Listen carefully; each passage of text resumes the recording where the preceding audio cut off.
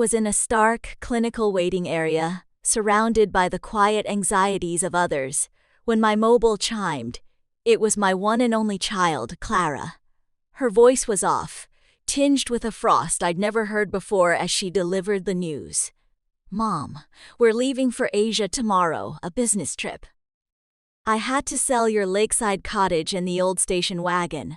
We were desperate for the funds. Talk soon." Then silence. The line went dead. For 35 years I had poured my entire being into her, every sacrifice made with love, only to be cast aside like yesterday's news. But I drew a slow, steadying breath and let a small smile touch my lips. There was a critical piece of the puzzle my darling daughter had missed. My name is Eleanor Vance. I am 68 years old, and up until that very second I believed I truly knew my child. I had been made a widow just 8 months prior.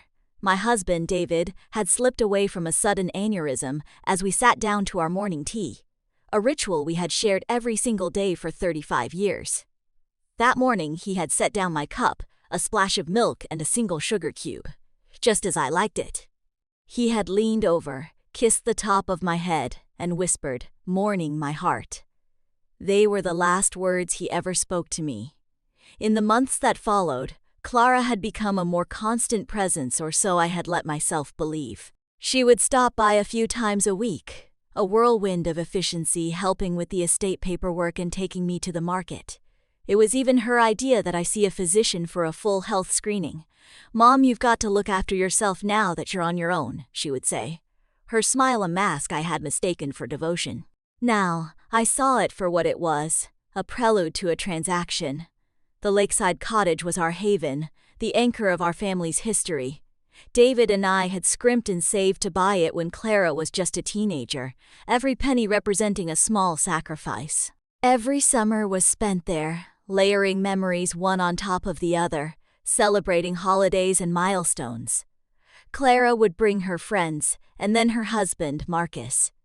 I would spend my days cooking feasts for everyone, keeping the small house immaculate. It was our family's rhythm. I never imagined she could look at it and see only a dollar amount. And the station wagon, that old wood-paneled vehicle David had treasured like a son. He'd spend every Saturday polishing its chrome, checking the engine with a religious fervor, and always parking it perfectly beneath the dappled shade of the old oak tree. Clara knew what that car represented to me. It was the last tangible piece of him I had left. The faint scent of his pipe tobacco still clung to the fabric of the driver's seat. When she disconnected the call, I just sat there on that hard blue vinyl chair, a stranger among strangers. And for the first time in all those grieving months, the tears didn't come. Something shifted inside me, a profound quiet I hadn't known since David was alive. In that moment of cold clarity, a memory surfaced, one I had buried under the weight of my sorrow. 3 days before he passed, David had pressed a thick, brown paper-wrapped package into my hands. "Eleanor, tuck this away in your cedar chest. If I'm not here one day, open it, but only after some time has passed. Only when you feel truly steady." I had put it away, my mind already on other things. After the funeral, amid the chaos and the crushing grief, I had forgotten it entirely. But it was there, a silent promise waiting for me at home. A nurse called my name. The doctor gave me a clean bill of health, remarking that I was remarkably fit for my age, just needing more rest and better nutrition. I smiled and nodded, my thoughts a million miles away.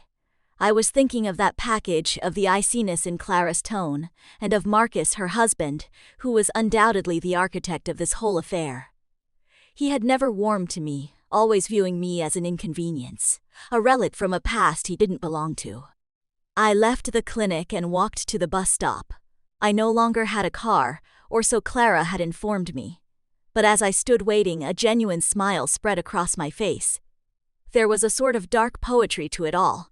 My daughter believed she had stripped me of everything, left me with nothing.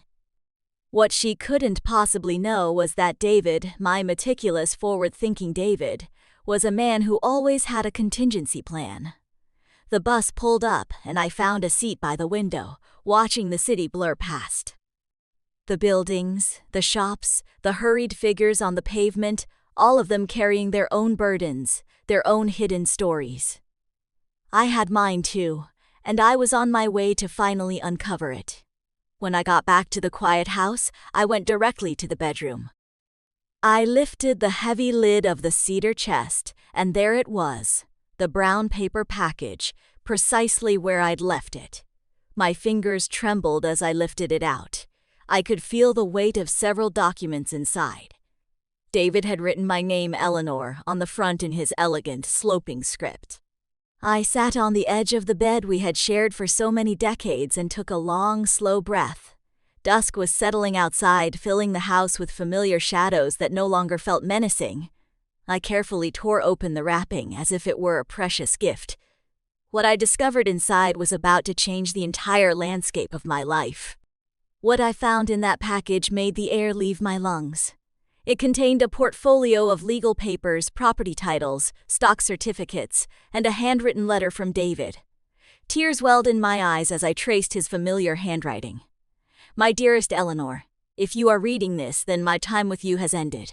Please forgive me for not sharing all of this while I was here, but my only desire was to shield you from financial anxieties. Through the years, I quietly funneled our savings into various properties and small ventures. We don't just own the cottage, we own 5 other properties, including the very brownstone where Clara and Marcus reside. We also hold significant shares in a couple of tech startups that are doing remarkably well. You are a wealthy woman, my love. You always were, but now it's official on paper. My hands shook as I sifted through the evidence. There were deeds to townhouses in different parts of the city, a small office building in the business district, a charming bed, and breakfast up the coast. And, just as he'd said, the 4-story brownstone my daughter called home. David had been the silent owner for over a decade, managing it all through a holding company I'd never heard of. And according to the articles of incorporation, I was now the sole director of that company. There were also bank statements from accounts I never knew existed, showing balances with so many zeros they seemed imaginary. David had been a high school history teacher for 35 years, but in his spare time he had been a brilliant, cautious investor. Every dollar we'd set aside, every small sacrifice, he had quietly multiplied, and I had been completely unaware. In his letter, David explained his secrecy. He hadn't wanted the knowledge of wealth to change me, or for Clara to grow up with a distorted sense of entitlement. You know our girl, Eleanor. If she knew the extent of our means, her perspective might shift. I always wanted her to love us for who we are, not for what we possess. The irony was crushing. Our daughter had abandoned us, believing we were of modest means, when in fact we held the keys to her entire world. That night, sleep was impossible. I wandered through the silent house, my fingers tracing the worn furniture, and the old curiosities Clara had always dismissed as hopelessly old-fashioned. I paused before the gallery of family photos on the wall, my gaze settling on one of Clara at age 6, perched on David's knee, her face split by a joyous laugh. Where had that bright, loving child gone? When had she been replaced by this cold, calculating stranger? The next morning, the phone rang bright and early. It was Clara. Her tone was different now, softer, almost gentle. But I had already learned to be suspicious of such emotional weather changes. Mom, are you okay? I just wanted to let you know the funds from the cottage and the car have been transferred. We put your portion into your savings account. It's not a huge amount, but it should tide you over for a few months while you figure out a smaller place to live. My portion? I asked, my voice a placid sea.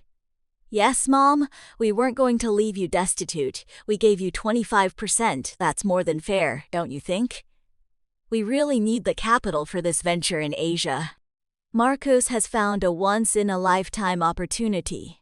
25% of my own assets. How very generous. I see, dear. And when do you depart? This evening. Our luggage is all set. We'll be gone for at least a year. Maybe longer if the business takes off as planned. But don't you worry, Mom. As soon as we're back, we'll help you find a nice little flat. Something more manageable for you. Manageable for me, as if she had any idea what my needs were. All right, Clara, have a wonderful trip. Oh, Mom, I knew you'd be understanding. You've always been so good-hearted. We love you. And with that, she was gone. I stood there, the receiver still in my hand, and for the first time in months, I laughed.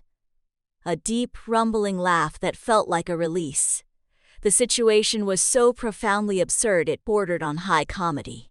My daughter had effectively robbed me, evicted me from my life, and spoken to me with a condescension that was breathtaking, all to finance some far-flung fantasy that would likely end in disaster. But the deepest sting wasn't the money, it was the casualness of her disposal. 35 years of my life, of unwavering dedication and love, erased in a single 2-minute phone call. That was the wound that truly ached. I logged into my online banking. Sure enough, a deposit had been made, a sum that likely seemed magnanimous to them, but was, in reality, an insult. They had sold the lakeside cottage for a fraction of its true value, no doubt in a rush for cash, and had practically given away David's beloved station wagon.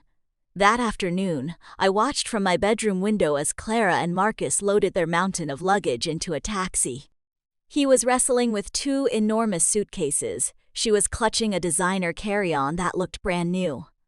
I saw them laughing, sharing a kiss, their faces bright with excitement for the future. They never once glanced up at my window. When the taxi disappeared around the corner, I sat down in the kitchen with a cup of hot tea, David's portfolio spread across the table before me. It was time to make some decisions. I could hire a lawyer, sue for my properties, and take back everything they had stolen. But a deeper instinct told me there was a more effective way to handle this. A more instructive way. I dialed the number for Mr. Harrison, the attorney who had managed David's will. He had been at the funeral, offered his sincere condolences, and told me to call him if I ever required his services. Well, the time had come. Mrs. Vance, a pleasure to hear from you. How have you been holding up? I'm managing, Mr. Harrison. I need to see you as soon as possible. I've come across some documents left by my husband that I don't fully understand. Of course, can you be at my office tomorrow morning? I'll be there. That night, for the first time in 8 months, I slept deeply. I dreamed of David. He was sitting in his worn leather armchair, reading the morning paper just as he did every day. When he saw me, he lowered the paper, smiled, and said, "It's about time, my heart. It's about time you stood up for yourself." I woke with a feeling that was new to me. It wasn't happiness, but it wasn't the suffocating sadness I had been living with either. It felt like purpose. For the first time since David's passing, I had a clear mission. I was going to reclaim what was mine, but not in any way Clara could ever anticipate. The next morning I dressed with more care than I had in ages. I chose a deep sapphire blue dress. The one David always said brought out the color of my eyes. I styled my hair and applied a touch of lipstick. When I looked at my reflection, I saw a woman I hadn't recognized in a very long time. I saw strength. Mr. Harrison's office was in a historic downtown building with terrazzo floors and soaring windows. He greeted me with a kind smile, but as I laid David's documents on his polished mahogany desk, his expression shifted to one of astonishment. "Mrs. Vance, this is far more substantial than I ever imagined." David was an exceptionally shrewd man. "Look, according to these papers, you are the sole proprietor of—" "I know, Mr. Harrison. I've read them. What I need from you is a clear understanding of my legal options." Mr. Harrison confirmed that everything was meticulously organized and legally sound. I was the undisputed owner of every asset. He also confirmed my suspicion.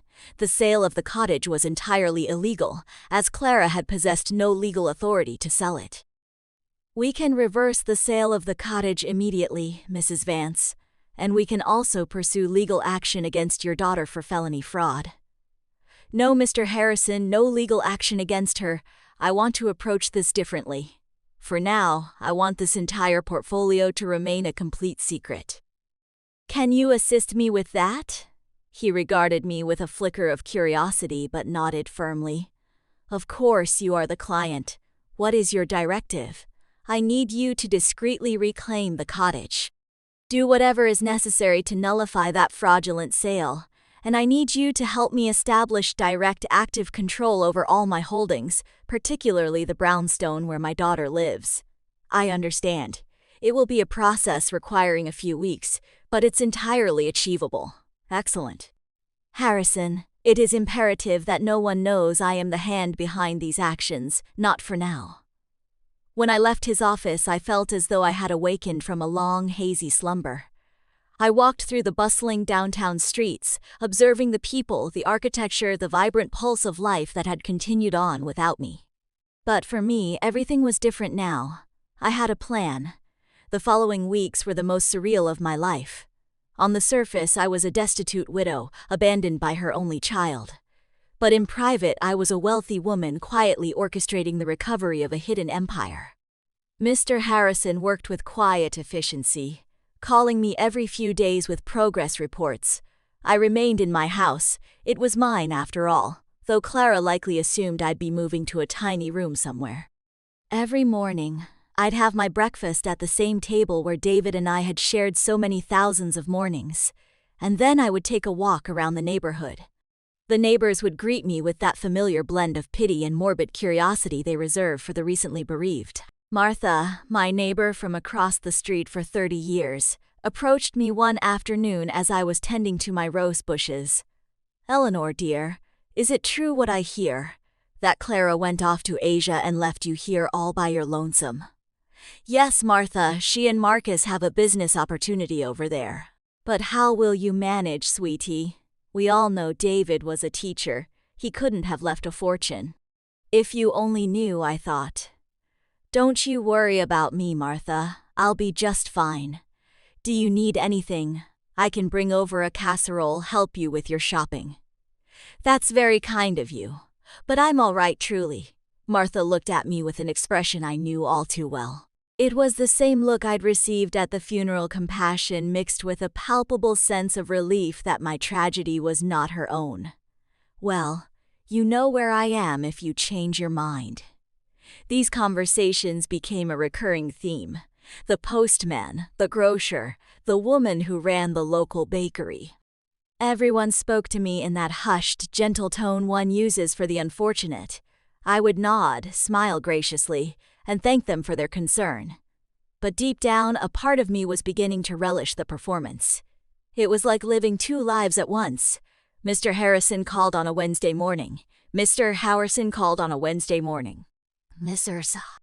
Vance, I have excellent news. We've successfully nullified the sale of the cottage. The buyers were unaware of the fraud, so they were fully compensated. And there were no complications. The property is legally yours again. Wonderful, Mr. Harrison, and the brownstone where Clara lives. That's a bit more complex. Technically, you've been the owner all along through the holding company. We just need to execute some administrative changes to give you direct control of the building's management. That should take another 2 weeks. Perfect. Keep me posted. After hanging up, I sat in the kitchen with my coffee and thought about Clara. She had been in Asia for 3 weeks, and there had been absolute silence. Not one phone call, not an email, not even a digital postcard. In her mind, I had ceased to exist the moment she secured the funds she needed. But I knew that was about to change. I decided to take a trip to the cottage. I took the train up the coast, the same scenic route David and I had taken countless times. The cottage looked just as I remembered it, modest, painted a pale yellow, with a wide porch that looked out over the shimmering lake.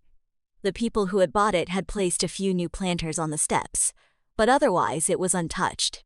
I sat on a public bench across the road and just looked at it for a long while. I remembered summer afternoons with a little Clara, splashing in the shallows and building elaborate sandcastles. David at the grill, the smell of barbecue mingling with the scent of pine. Clara bringing home friends, then Gates, then Marcus. All those sun-drenched memories she had liquidated for a quick profit. A man in his late 60s came out of the cottage and noticed me sitting there. He walked over, his expression curious. "Are you all right, ma'am?"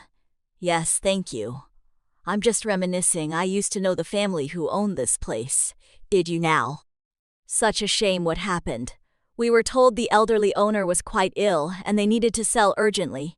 We thought we'd found a bargain, but it turns out the whole sale was illegal. We had to surrender the property. Did you ever meet them?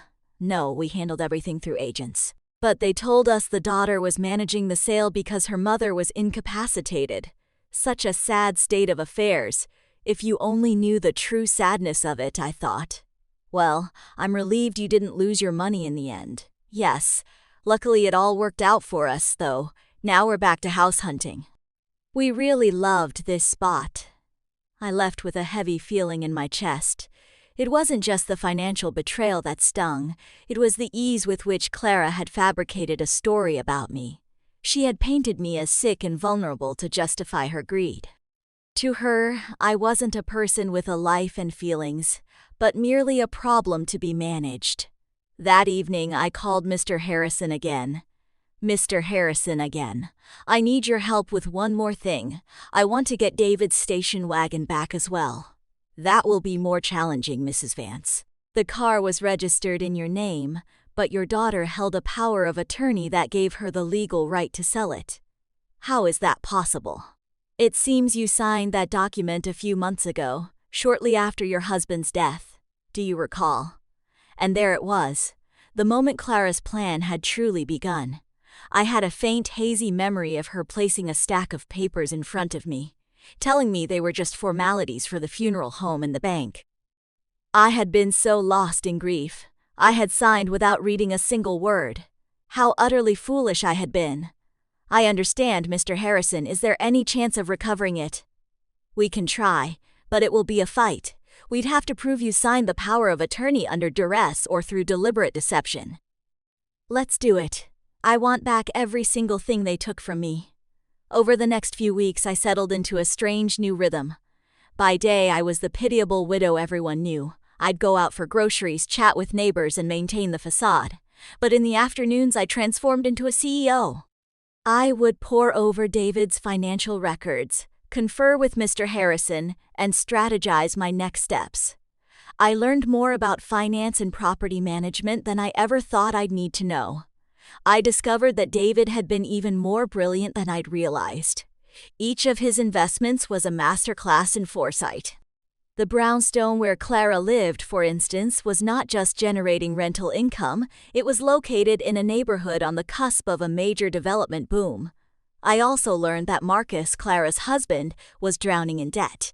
He had taken out several personal loans, using the apartment they lived in as collateral, never suspecting he didn't actually own it. When the lenders discovered this, he would find himself in a world of trouble. Mr. Harrison called me one Friday with a major update. Mr. Vance, we've finalized all the paperwork. You now have complete and direct control of all your properties. I also managed to recover David's station wagon. The buyer happened to be a client of a colleague, and when the situation was explained, he agreed to return it in exchange for a modest compensation. Excellent work, Mr. Harrison. Now, I require one final service from you. Name it. I want you to draft a letter to my daughter. What kind of letter? An eviction notice. There was a long pause on the line. Mrs. Vance, are you certain you wish to proceed with this? Absolutely certain. She decided I was no longer a part of her life. Now, she is about to discover just how integral I truly am. I understand. Shall I mail it to her in Asia? No. I want you to have it delivered to her when she returns. I have a strong feeling that will be very soon. I wasn't wrong. That very afternoon, Martha came scurrying across the street with the latest neighborhood gossip. Eleanor, have you heard? Marcus is in hot water with the banks. My nephew who works downtown told me they're investigating some loans he secured using their apartment as collateral, but it turns out the property isn't even his. Is that so? Yes, and it seems Clara was completely in the dark. They're saying she'll have to fly back from Asia to sort out the mess. What a tangled web. And the worst of it is, apparently Marcus lied about the whole business venture in Asia. There was no venture. He just wanted to flee the country and escape his debts here. Perfect. Everything was falling into place exactly as I'd anticipated. Clara had placed all her trust in Marcus, had torched her relationship with me for him, and now she was about to find out he was nothing but a con man. That evening, I sat on my porch with a cup of tea and gazed up at the night sky. David used to say the stars were the souls of those who had lived good lives, watching over the ones they left behind. If that was true, then he was up there, witnessing his final, perfect plan unfold. "Thank you, my love," I whispered to the darkness. "Thank you for looking after me, even after you were gone." The next day, Mr. Harrison called me first thing in the morning. "Mrs. Vance, some news. Your daughter just landed at the international airport." She arrived alone. Alone. Yes, it seems Marcus remained in Asia. The rumor is they had a massive falling out. I see. Have you sent the notice? I'm having it couriered today. She should receive it by tomorrow. I hung up the phone and stood in the quiet of my kitchen, a thrill of nervousness and anticipation running through me. After so many weeks of silent, careful maneuvering, the time for the first overt move had arrived. Clara was about to learn that her mother was not the helpless victim she had imagined. Clara got back to her apartment on a Tuesday evening. I knew because Martha, whose intelligence network was apparently citywide, came to tell me the next day.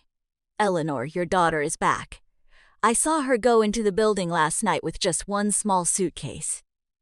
She looked dreadful pale with dark rings under her eyes, like she'd been crying the entire flight, and she was all alone. And here's the oddest thing, Eleanor. When the doorman asked for her keys, she didn't have them. She had to get the building manager to let her in with a spare. Interesting. So Marcus had kept the keys, which meant he likely had no intention of returning. Or perhaps Clara had discovered his treachery and fled. Either way, my daughter was home, and she would soon be receiving my little welcome-back gift. Mr. Harrison called that same afternoon. The concierge confirmed that your daughter signed for it personally. Excellent. What's the timeline we gave her? 30 days to vacate the premises as per standard legal procedure. But Mrs. Vance, are you absolutely sure about this? She is your only child. Harrison, my daughter informed me of my own eviction with a 2-minute phone call. She sold my most cherished possessions without my consent. She treated me like an inconvenience to be managed. She is about to learn that choices have consequences. I understand. I just wanted to be certain you had considered all the emotional ramifications. I have considered them, Mr. Harrison, every single one. That night I couldn't sleep. I lay awake, picturing Clara's face as she read the legal notice.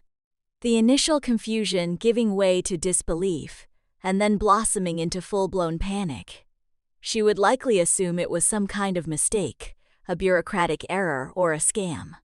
But when she made inquiries, she would discover that the eviction was ironclad and completely legal. The next day, right on cue, the phone rang at 8 in the morning. It was Clara, and her voice was a thin wire of desperation. Mom, I have to talk to you. It's an emergency."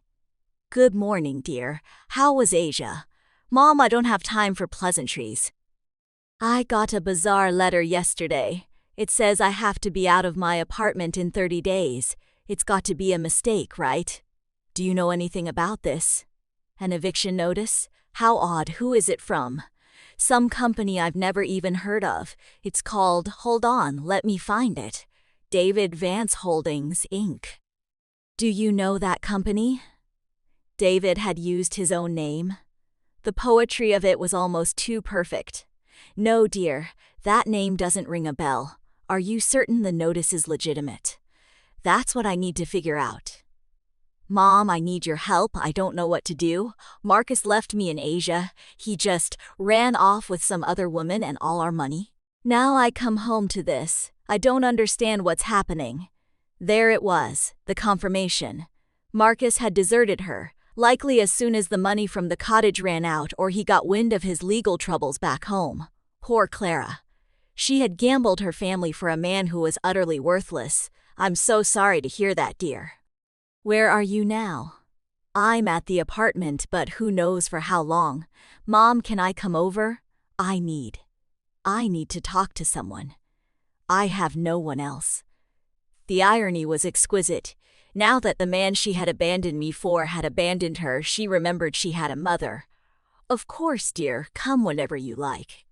I'm on my way. I hung up and studied my reflection in the hall mirror. I needed to be flawless for this performance.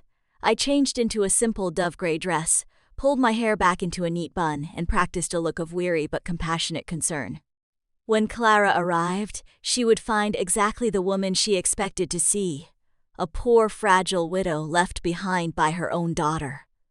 Clara arrived an hour later. When I opened the door, I was genuinely taken aback by her appearance. She was gaunt, with hollows under her eyes, and her expensive designer clothes were rumpled and stained. Her eyes were swollen and red from crying. "Mom," she said, and for a fleeting second I thought she might embrace me. But she stopped herself, as if a wall of memory rose between us. "Come in, dear. Would you like some tea?" "Yes, please." We sat in the kitchen at the very table where I had first uncovered David's secrets weeks before. In that chair, Clara looked small and lost, like the little girl who used to come to me with scraped knees and schoolyard troubles. "Mom, I am so sorry for how I left. I know I was awful to you. That's in the past, dear." "No, it's not. I was cruel. I said unforgivable things, and now," her voice cracked, "now I'm all alone." "What happened with Marcus?" "He ran off with a 22-year-old tour guide in Bangkok. It turns out the whole Asia business deal was a fabrication. It was all a lie. He just wanted to escape his debts back here and use the money from your cottage to fund a new life."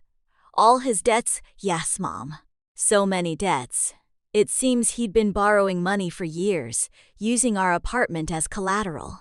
But now I find out he was never the legal owner. How is that even possible?" This was my moment.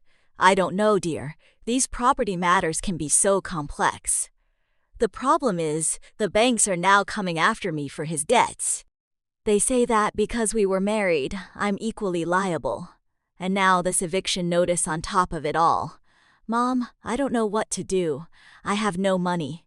I have no job. I have nowhere to go." She began to weep, not crocodile tears, but the real ragged sobs of someone whose world has completely crumbled. For a heartbeat, the mother in me stirred. I wanted to hold her, to soothe her, to tell her it would all be all right. But then I remembered the chill in her voice on the phone, the casual cruelty of her words, the way she had looked right through me. "Have you spoken to a lawyer about the notice?" "I can't afford a lawyer, Mom. We spent everything in Asia. Marcus took what little was left when he disappeared with that woman. So what will you do?" "I don't know. I was thinking maybe I could stay here with you for a little while, just until I get back on my feet and find a small place of my own."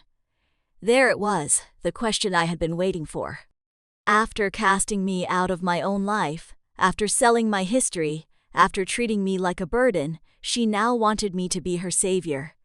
She wanted the poor widow she had created to rescue her from the wreckage of her own choices. "Of course, dear, this will always be your home." Clara looked up, her expression one of utter surprise, as if she hadn't expected it to be so simple. "Really, Mom? After everything?" "You are my daughter, Clara. Nothing will ever change that."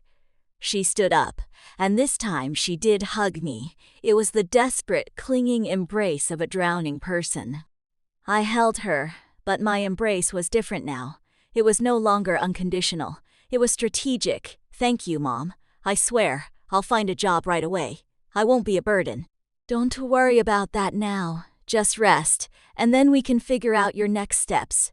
Clara left that afternoon to collect what was left of her things. I remained in the kitchen, marveling at how smoothly it had all gone.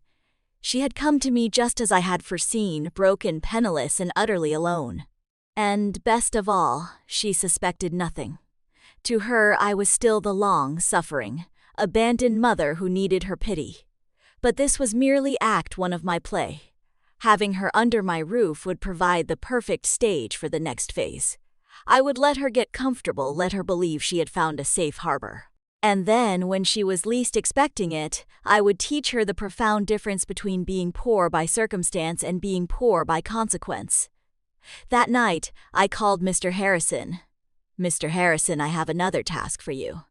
"At your service, Mrs. Vance. I want you to launch a full investigation into Marcus's debts. I need to know precisely what he owes and to whom, and what legal avenues are available to separate my daughter from his liabilities. That will require some time and resources, but it is certainly doable." "Excellent. And Mr. Harrison, this must be conducted in the utmost secrecy. No one can know that I am funding this investigation." "Of course, Mrs. Vance. May I be so bold as to ask what your endgame is?" "My plan, Mr. Harrison, is quite simple. I am going to save my daughter. But first, she needs to understand what it truly feels like to have absolutely nothing." When I hung up, I poured myself a glass of the vintage port that David had been cellaring for a special occasion. It had been a long time since I'd had an occasion this special. The game was afoot, and for the first time in a very long time, I was holding all the cards. Clara moved in the following day. She arrived with 2 suitcases and a single box, the sum total of her former life.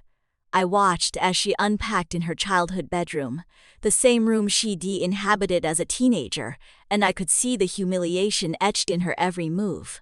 She had gone from a penthouse lifestyle to taking refuge in a room with faded floral wallpaper. "Mom, I found this in the apartment," she said, holding up a sealed manila envelope. "It was tucked away in Marcus's desk drawer. It has your name on it." It was another of David's packages. My pulse quickened, but I kept my expression neutral. "My name, how strange." "Yes, look." She handed it to me. It was indeed David's handwriting, but this envelope was smaller and felt newer than the one I'd found in the cedar chest. "Maybe Marcus found it among Dad's things after he passed and just forgot to give it to you," Clara suggested. "It's possible, may I?" I opened the envelope with her watching. Inside was a short typed note and a small ornate key. The note read, "Eleanor, if you are reading this after having opened the main portfolio, it means our daughter has found herself in a difficult patch. This key opens safe deposit box, number 247 at the downtown branch of the City Bank. There is something inside that may help you to help her. But use it with great care. With all my love, David." Clara read the note over my shoulder. A safe deposit box. Dad had a safe deposit box. I never knew. Neither did I. I lied smoothly. "Your father was a man of many secrets, it seems. Do you think we should go? See what's inside?" "I don't know, dear. Perhaps it's best to let sleeping dogs lie." "But, Mom, what if there's something important in there? Papers or maybe something of value that could help us." The desperation in her voice was a tangible thing. Clara was grasping at any straw, and I was going to let her grasp for a little while longer before revealing the full picture. "All right," I said, after a carefully timed pause. "We can go tomorrow morning." That evening, Clara and I ate dinner together for the first time in what felt like a lifetime. She had insisted on cooking, an attempt to be useful, but the meal tasted of guilt and anxiety. She shared more details of her time in Asia, each anecdote more damning than the last. "Marcus lied about everything, Mom. Not just the business, but the scale of the debt. I thought it was a small amount, but it turns out he owes over $250,000. And the worst part is he used my name on some of the loan applications without my knowledge. How is that possible? He forged my signature. When we got married, I gave him power of attorney to manage our joint accounts. I never dreamed he would use it for something like this. Do you have any way to prove you were unaware? I don't know. It's all a legal nightmare. The banks are saying that since we were legally married, I am responsible for his debts regardless, and the divorce. I don't even know where Marcus is. He's just gone. His phone is disconnected, his email bounces back. It's like he vanished from the face of the earth. Perfect. Marcus had scurried away like the coward he was, leaving Clara to face the music alone. In a way, he had done me an immense favor. My daughter was now experiencing the very same feeling of abandonment and betrayal I had felt when she had cut me out of her life. I'm so sorry, dear. I had no idea things were this dire. Neither did I, Mom. I really thought Marcus loved me. I thought we were building a future. It turns out I was just a convenient tool for him to get access to money and a clean credit history. Clara began to cry again. How could I have been so blind? How did I not see him for what he was? It was tempting to tell her that I had seen the warning signs from day one, that I had tried to caution her about Marcus's slick charm, but that would shatter my carefully constructed facade of the compassionate, vulnerable mother. Love can make us blind to many things, dear. Don't torture yourself. But Mom, I didn't just wreck my own life. I wrecked yours. I treated you so horribly. I sold your home, your car, everything, and for what? To give it all to a man who left me the second things got tough. Now we're both poor women struggling to get by. And it's all my fault. If only you knew, I thought. At that very moment, I possessed more wealth than she could possibly imagine. I owned the building she had just been evicted from. I could solve every one of her problems with a single phone call, but the time was not yet right. The next day we went to the bank. Clara was a bundle of nervous energy and desperate hope. I maintained my performance as the bewildered widow, unaccustomed to the world of high finance. A bank officer led us down to the vault, verified my identity, an open box. Number 247, inside lay a collection of jewelry. David's mother's pearls, his grandmother's diamond earrings, my own engagement ring which I had thought lost. There were pieces I recognized and many I did not. Tucked beneath them was another letter from David, detailing the provenance and estimated value of each item. Clara gasped. Mom, this must be worth a fortune, you think so? Yes, look at this sapphire ring, these pearl strands. Dad left a treasure trove here. According to David's meticulous notes, the jewelry was worth somewhere in the neighborhood of $250,000. It was a substantial sum, but it was pocket change compared to the rest of the portfolio. It was like finding a forgotten $20 bill in a coat pocket when you have $1 million in the bank. What do we do with this, Mom? I don't know, dear, they re family heirlooms. But Mom, we could sell a few pieces. With this money, you could buy back the cottage, and I could start paying off some of Marcus's debts. There it was again, even faced with a windfall. Clara's first instinct was to use it to clean up the mess Marcus had made. She still hadn't learned the fundamental lesson. Are you certain you want to use your father's legacy to pay for Marcus' mistakes? What choice do I have, Mom? If I don't start paying, the banks will take legal action. They could even try to come after you. Think very carefully, dear. Once you sell these pieces, they're gone forever. I know. But what else can I do? I can't even get a job with all these legal claims hanging over my head. No one will hire me. We took the jewelry box home. Clara spread the pieces out on the kitchen table, her face a mixture of awe and calculation as she tried to decide which items could be sacrificed. It was agonizing to watch her reduce our family's history to a spreadsheet of potential profits. Mom, I think I can get around $200,000 for everything, she announced a few days later. Her voice flat. It's less than I hoped, but it's as a start. It will be enough to satisfy the most aggressive creditors. Are you sure this is what you want to do? I have no choice. If I don't pay, they'll start seizing assets. They could even put a lien on this house if they can prove a financial link between us. The irony was staggering. Clara was terrified of losing a house that I secretly owned, preparing to pay off the debts of a man who had abandoned her, using money from jewelry that belonged to the very man who had built the fortune that could save her. And how will you decide which debts to pay first? I spoke with a pro bono financial counselor. She advised me to prioritize the loans with the most aggressive collection agencies, the ones that could lead to immediate legal action. The entitled woman who had sold my life's possessions without a second thought was now meticulously researching every financial move.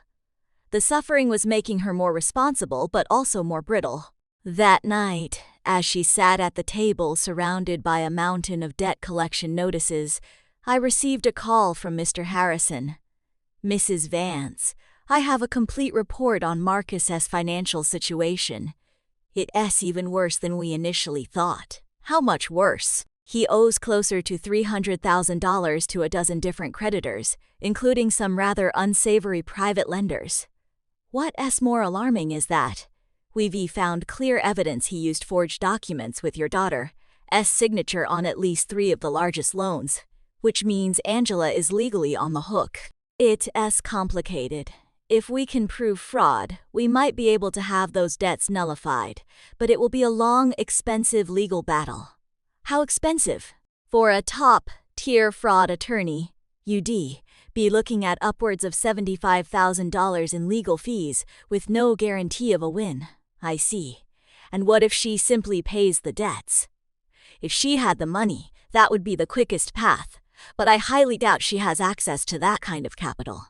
"Mr. Harrison, I want you to prepare all the necessary documentation to absolve my daughter of these fraudulent debts, but do not initiate anything yet, and don't breathe a word of this to her. You're going to pay for the legal fight, Mrs. Vance. I am going to do whatever it takes to protect my daughter, but this must be handled my way, on my timeline." When I returned to the living room, I found Clara staring at the jewelry box with a look of profound sadness. She looked like a lost child who had shattered a priceless vase and had no idea how to piece it back together. "What are you thinking about, dear?" "About Dad. About how deeply disappointed he would be in me if he could see what I've become. Your father loved you more than anything, Clara. He would understand." "No, Mom. He wouldn't. He taught me the value of integrity, of family, of hard work. And I did the exact opposite of everything he stood for. I threw my own mother away for a con man. I sold our family's history for cash. I destroyed everything he and you built." For the first time since her return, I heard genuine remorse in her voice. It wasn't just self-pity for her current situation. It was a true acknowledgement of her moral failings. "We all make mistakes, dear. The important thing is that we learn from them." "But how do I learn from this? Mom, how do I ever fix the damage I've done?" There it was, the question I had been waiting for. Clara was finally ready to confront the truth of her actions, but it still wasn't time to play my final card. First, she had to hit the absolute bottom. The next few days were the crucible of my plan. Clara made the agonizing decision to sell most of the jewelry, keeping only my engagement ring and a small locket that had belonged to David's grandmother. I watched her make the rounds of pawn shops and jewelry buyers, her shoulders slumped in defeat as she haggled over prices. It was a brutal, but necessary, education in the true cost of her choices. That night, she returned home exhausted, with a stack of cash that seemed to burn a hole in the kitchen table. It was a tangible representation of our family's history, liquidated into currency. That same evening, as she was sorting bills and writing out checks to creditors, Mr. Harrison called with a breakthrough. "Mrs. Vance, we have significant news. We've located Marcus. Where is he?" "In Thailand, just as your daughter suspected, but here's the crucial part. He's attempting to secure a long-term visa by entering into a fraudulent marriage with the young woman your daughter mentioned." "A fake marriage, yes. It seems she needs the sponsorship and he needs a way to stay in the country. But most importantly, we have obtained concrete evidence that he deliberately, and with forethought, falsified your daughter's signature on those loan documents. We have an email he sent to a friend bragging about it, which means Clara can be freed from the debts. With this evidence, yes, we can prove clear-cut fraud and coercion. Your daughter will not be liable for a single penny of what Marcus did behind her back. It was perfect. I had a legal path to save Clara from financial ruin without her ever knowing I had the funds to simply pay it all off.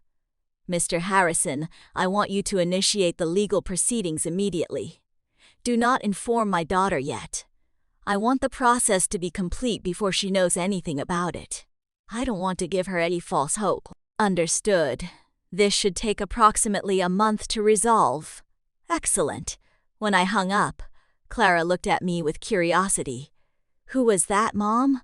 Oh, just a wrong number. Someone looking for a Mrs. Peterson down the street. Lying had become second nature. I was living a double life, the destitute, abandoned mother Clara saw, and the wealthy, powerful woman silently orchestrating her daughter's redemption. Over the next few weeks, I watched Clara struggle with a reality she had never known. How to make a few dollars stretch for a week's worth of groceries. How to find work when your financial history is a disaster. It was a harsh but essential education. I went to 3 job interviews today, she told me one evening, returning home with tired eyes and an exhausted slump in her shoulders. 2 of them basically showed me the door once they ran a background check.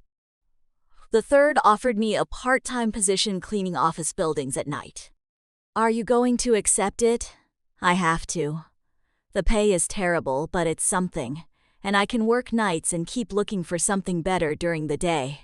Seeing my daughter, who had lived a life of privilege for over 30 years preparing to scrub toilets at night, was a knife in my heart, but it also filled me with a strange sense of pride. She was finally facing her reality head-on without expecting a handout. Are you sure you can handle that kind of physical labor? I'll have to learn. I can't be a burden on you forever, Mom. It's bad enough that you're letting me live here for free.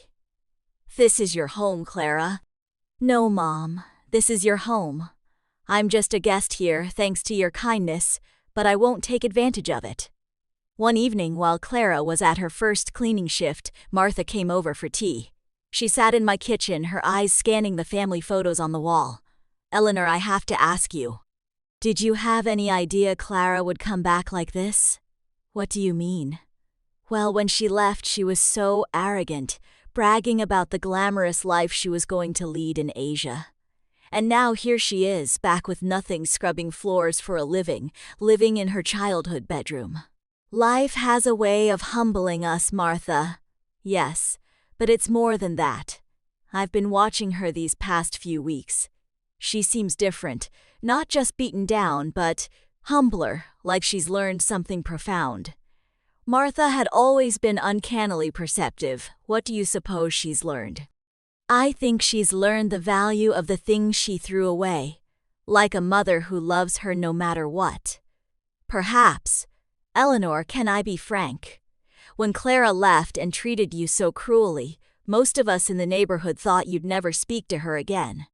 But here you are, taking her in, giving her a roof over her head when she has nowhere else to turn. She's my daughter, Martha.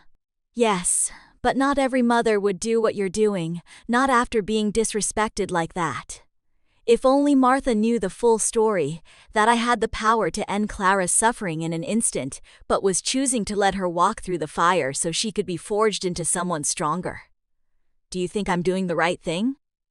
I think you're being a good mother, but I also think Clara needs to fully understand what she lost when she chose Marcus over you. She needs to respect you, not just need you. Aurora had articulated the very core of my plan. I didn't want a daughter who came back to me out of desperation. I wanted a daughter who returned out of genuine respect and mature, unconditional love. And how do you think that happens? I think it's already happening. The way she speaks to you now, Eleanor, it's completely changed. She's not the entitled child giving orders anymore. She's a grown woman who seems truly grateful to have you. That night, when Clara came home from her shift, I saw it too. She was exhausted, but there was a new dignity in her posture. She had earned those few dollars with her own 2 hands, and it had given her something that money could never buy. How was your first night? Hard, but the other women who worked there were kind. One of them, a woman named Maria, showed me how to clean more efficiently. Maria, yes, she's in her 60s and has been cleaning offices for 20 years. She told me she started after her husband passed away and left her with 3 young kids and a pile of debt. She said it's not the life she dreamed of, but it gave her independence and self-respect. She sounds like a wise woman. She is. She said something that really stuck with me. She said there are 2 kinds of people who end up in this line of work: those who never had a chance and those who threw away the chances they had. She asked me which one I was. And what did you tell her? I told her the truth, that I had every chance in the world, a loving family, a stable home, an education, and I threw it all away for a man who was a lie. What did she say to that? She just nodded and said, "Well, at least you know exactly why you're here. That gives you a head start on learning the lessons." Clara sat down at the table with me. "Mom, I want you to know something. These last few weeks have been the hardest of my life, but they've also been the most important." "Why is that?" "Because I finally understand what matters. It's not the money, or the fancy apartment, or what other people think of you. It's having people who truly love you, who are still there when everything else is gone." She took a deep breath. "You have every right to despise me for what I did. I left you when you needed me. I took everything Dad left for you. I treated you like you were disposable. And now here I am, expecting you to fix my life. I forgave you a long time ago, dear. But I haven't forgiven myself, and I won't, not until I can prove that I've actually changed." Mr. Harrison called the next morning. "Mrs. Vance, it's done. The legal process is complete. We have a court order nullifying all of Marcus's fraudulent debts tied to your daughter. She is completely in the clear. It was time." After weeks of watching Clara struggle, work, and reflect, the moment had come to reveal that she had never been truly alone. "Mr. Harrison, I'd like to schedule a meeting. It's time for my daughter to learn the whole truth." Mr. Harrison arranged the meeting for Friday morning. I told Clara I had an appointment with a lawyer who might be able to offer some advice on her situation.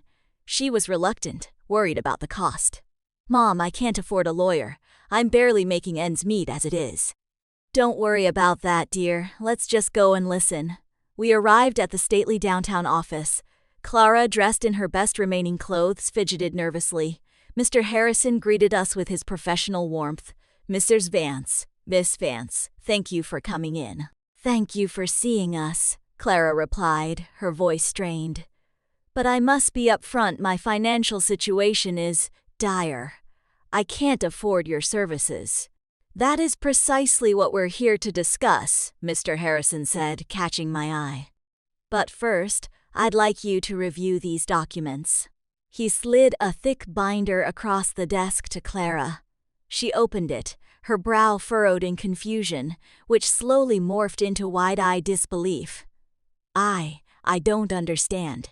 This says Marcus forged my signature, that there's proof of fraud, that I'm not liable for any of the debt." "That is correct. We have been working on your case for several weeks and have successfully proven you were a victim of fraud. But how? Who paid for all this? I don't have this kind of money." Mr. Harrison looked at me. It was my cue. "Clara, there is something I need to tell you." "What, Mom?" I took a deep breath, letting the curtain fall on my long performance. "Your father left me more than you knew. A great deal more." "What do you mean, Mr. Harrison? Show her the other portfolio." Mr. Harrison produced a second, even thicker binder and placed it in front of Clara. This one contained the property deeds, the stock certificates, the bank statements, the full scope of the fortune David had so carefully and secretly built.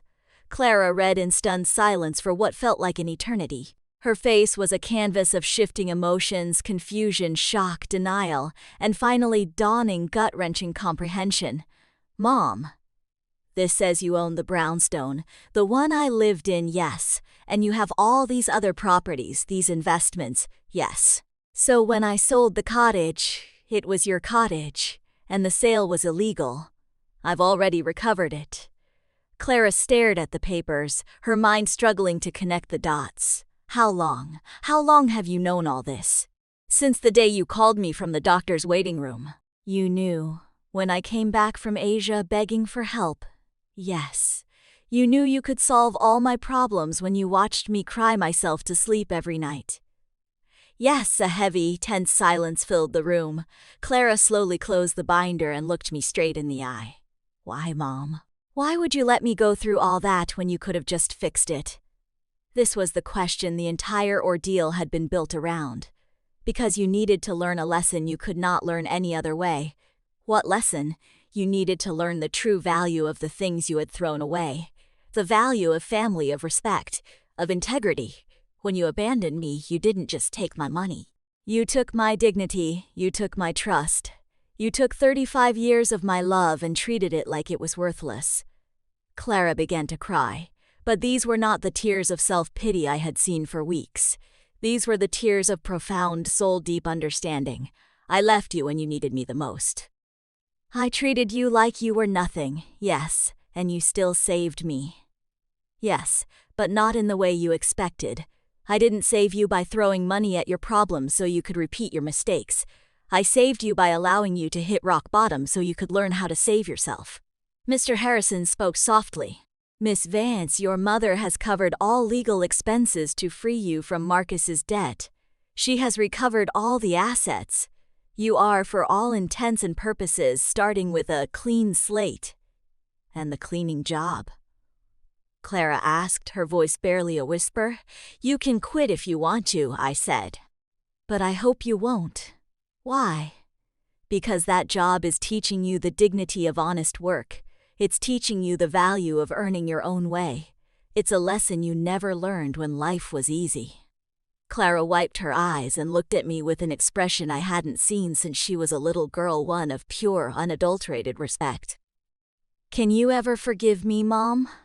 I forgave you the moment you walked back through my door, dear.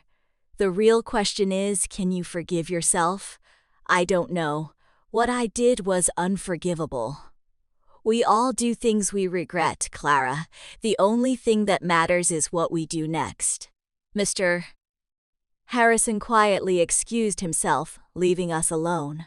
We sat in silence for a long time. Mom, Clara finally said, I want you to know, even if you didn't have a penny to your name, even if you really were the poor widow I thought you were, I would have learned the same lesson. What lesson is that? That there is no greater wealth than having someone who loves you unconditionally. These last few weeks, the only thing that kept me going was knowing I could come home to you. That no matter how badly I had messed up, you were still my mother. That will never change, Clara. I know. But I also know that I can never take that love for granted again. I have to earn it. Every single day. We left Mr. Harrison's office, not just as mother and daughter, but as two women who had navigated a terrible storm and found a new, more honest shore. The following months were a period of rebuilding, but not in the way Clara might have once imagined. Even with the knowledge of my wealth, she chose to continue her night cleaning job. I need to see this through, Mom, she told me. I can't just pretend the last few months didn't happen. It wasn't a punishment, it was a daily reminder of who she had been and who she was determined to become. One evening, I found her studying brochures for the local community college. I want to go back to school, she announced. I want to study to become a social worker. These past months have shown me how many people are falling through the cracks with no one to help them. I want to use our resources, your resources, to help women who are in the same position I was in. It was the perfect outcome. She had not only learned her lesson, but she had found a purpose born from her own suffering. As for Marcus, Mr. Harrison informed me he was arrested in Thailand for marriage fraud and was facing deportation and serious charges back home. When I told Clara, she just shrugged. Honestly, Mom, I don't even care. That part of my life is over. He did me a favor, in a strange way. If he hadn't betrayed me, I never would have hit bottom. And if I hadn't hit bottom, I never would have found my way back to you. One weekend, we drove up to the cottage together. It was the first time she had been back since the sale. We spent the day cleaning, gardening, and talking. As the sun set over the lake, we sat on the porch David had built with his own hands. "Mom," Clara said, "I have an idea. I want us to turn this house into a temporary shelter, a safe place for women and their children who are escaping domestic abuse." David would have loved it. His sanctuary, a place of so many happy memories, would now become a haven for others. "I think that's a beautiful idea, dear." That night, for the first time in a very long time, I felt a profound sense of peace. My plan had worked. Not only had I gotten my daughter back, but she had returned to me a stronger, wiser, and more compassionate woman. Robert would have been so proud. Justice had not come in the form of revenge, but in the form of transformation. And in the end, we had both gained something far more precious than money, a real, authentic relationship, built on a foundation of truth and respect that no storm could ever shake again.